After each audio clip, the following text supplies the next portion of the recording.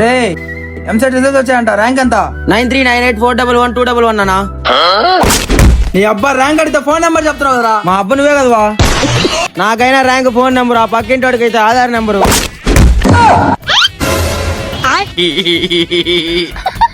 మామ ఎంసెట్ కూడా ఫెయిల్ అయిపోయావు, నెక్స్ట్ ఏం చేయాలో అర్థమే కావట్లేదురా. మా ఎంసెట్ పాస్ అయితే లోకల్ కాలేజీలే, ఫెయిల్ అయితే ఇంటర్నేషనల్ కాలేజీలు. ఆ కాలేజీలో తెల్లమ్మాయిలు ఉంటుందా? బాబు కాలేజీలో అడ్మిషన్స్ ఓపెన్ అయ్యి తీసుకుంటారా? మీ కాలేజీలో పడతా, కాలేజీలో జారం.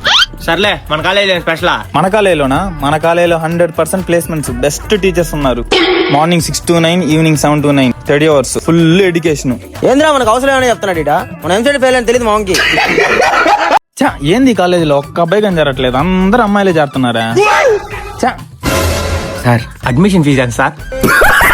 ఏందో కేరళ, తమిళనాడు, తెలంగాణ మొత్తం అమ్మాయిలే చేరుతున్నారు, ఒక్క అబ్బాయి కానీ జరగట్లా.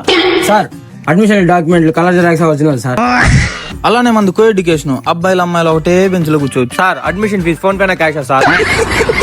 మళ్ళీ మా కాలేజీలో అమ్మాయిలకి అబ్బాయిలకి ఒకటే హాస్టల్. సార్ సార్ అడ్మిషన్ మీరు రాస్తారా, నన్నే రాసుకోమంటారు సార్?